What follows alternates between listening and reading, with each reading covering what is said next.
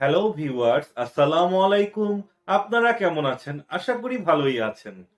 On minute tricks চ্যানেলে আপনাকে স্বাগতম। আজকের পর্বে থাকছে পিকচার লুকআপ। আপনি আপনার ডাটাবেজে পিকচার লুকআপ কিভাবে তৈরি করবেন এই ভিডিওর মাধ্যমে জানতে পারবেন। আসুন কথা না বাড়িয়ে চলে যাচ্ছি স্ক্রিনে। এই ভিডিও দেখে আপনারা যদি উপকৃত হন, আপনারা অবশ্যই আমার চ্যানেলটি সাবস্ক্রাইব করবেন। এর পাশাপাশি বেল আইকনে ক্লিক করে রাখুন, যাতে পরবর্তী ভিডিও নোটিফিকেশন সবার আগে আপনার কাছে পৌঁছে যায়।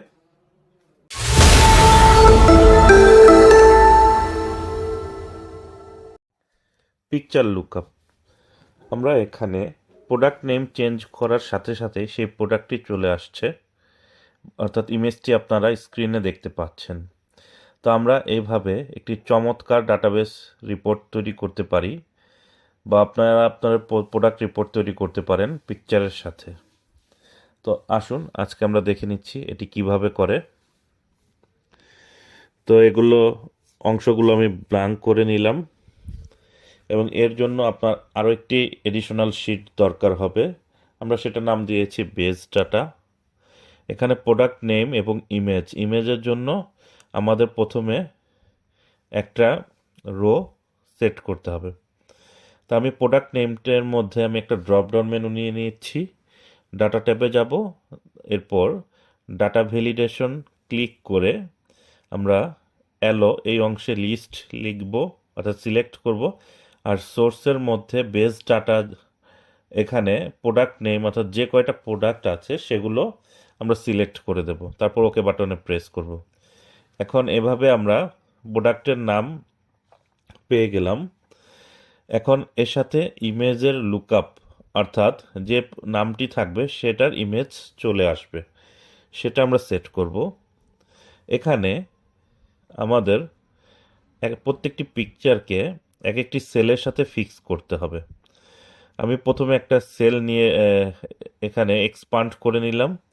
এটা যেহেতু একটু বড় হয়ে গিয়েছে, এটি একটু ছোট করে নিচ্ছি। এই পিকচারের সাইজ করে নিলাম। এখন যদি আমি 3 নম্বর রোটি হাইড করে দেই, দেখুন পিকচারটি কিন্তু ভিজিবল রয়ে গিয়েছে। অর্থাৎ এটাকে এমনভাবে সেট করতে হবে যাতে রোয়ের সাথে সাথে, অর্থাৎ এই সেলের সাথে সাথে পিকচারটিও হাইড হয়ে যায়। আমরা পিকচারের ওপর রাইট বাটন ক্লিক করব, তারপর এখানে সাইজ অ্যান্ড প্রপার্টিস সেটা আসবে। সাইজ অ্যান্ড প্রপার্টিসের মধ্যে আমরা এখানে প্রপার্টিসের অংশে move and size with cell, উপরে যে বৃত্তটা আছে সেটাতে ক্লিক করে দেব। তাহলে কি পরিবর্তন হবে আপনারা দেখুন। এখন যদি আমি 3 নম্বর রোটি হাইড করি, এটার সাথে সাথে পিকচারটিও হাইড হয়ে যাবে। আবার যখন এটা আনহাইড করব সেটা দেখাবে। তো এইভাবে এখন আমরা হোম বাটন থেকে এখানে ফরম্যাট পেইন্টার দিয়ে সবগুলা রোকে একই সাইজ করে নেব। এখন প্রত্যেকটা নাম অনুসারে পিকচারগুলোকে আমরা সেট করে বসিয়ে নিচ্ছি। তো এভাবে আমরা পিকচারগুলো প্রত্যেকটা সেট করে নেব। আপনাদের ডাটাবেসগুলো লম্বা হলে সেটাকে আপনারা বসিয়ে নেবেন।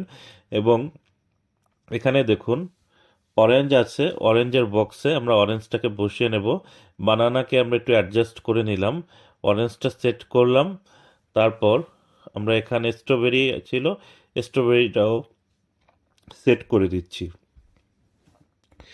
এখন এখানে প্রপার্টিজে গিয়ে move and size with cell, এটা প্রত্যেকটা পিকচারের সাথে সেট করে দেব এই বাটনটি।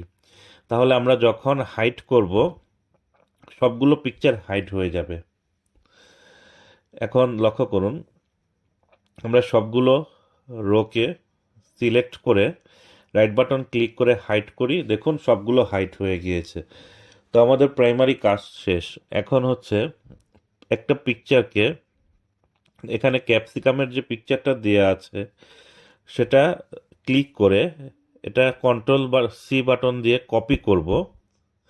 তারপর আমরা এখানে ডান পাশে পেস্ট করতে পারি, কিন্তু এটা পেস্ট এভাবে করব না।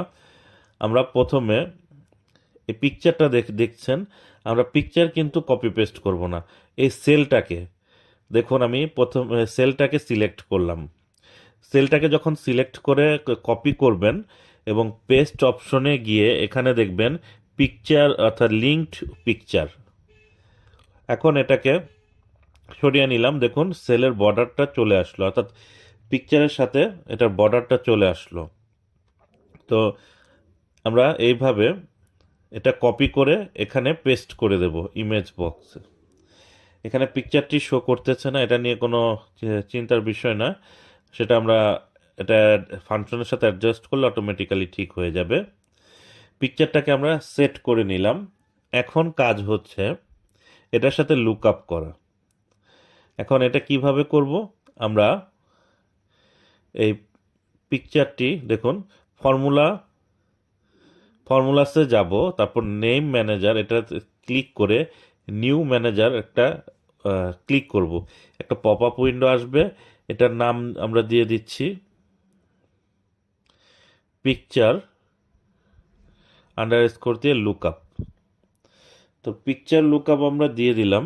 এখন এখানে নেম রেঞ্জে আমরা ইকুয়াল সাইন প্রেস করব, তারপর আমরা ইন্ডেক্স এবং ম্যাচ ফাংশনটি এখানে লিখব। ইন্ডেক্স লিখে ফার্স্ট ব্র্যাকেট, এখানে হচ্ছে বেস ডাটার অংশে আমরা যে কটা পিকচার সেলের সাথে সিলেক্ট করেছি সেটাকে সিলেক্ট করে দেব। তারপর কমা বাটন প্রেস করে ম্যাচ ফাংশনটি অ্যাক্টিভেট করব। ম্যাচ ফাংশনটি অ্যাক্টিভেট করার পর ফার্স্ট ব্র্যাকেট দেব। তারপর প্রজেক্ট থেকে আমরা প্রোডাক্ট নেমটি আমরা লুকআপ হিসেবে সিলেক্ট করব, কমা বাটন প্রেস করব। এখানে লুকআপ অ্যারে হিসেবে প্রোডাক্টের যতগুলো নাম আছে সেই ডাটাবেসটা সিলেক্ট করব, তারপর কমা দিয়ে 0 দেব। তারপর আমরা ফার্স্ট ব্র্যাকেট দিয়ে এখানে ম্যাচ ফাংশনটি ক্লোজ করব এবং পুনরায় আরেকটি ব্র্যাকেট দিয়ে আমরা ইন্ডেক্স ফাংশনটি ক্লোজ করব এবং ওকে বাটনে প্রেস করব।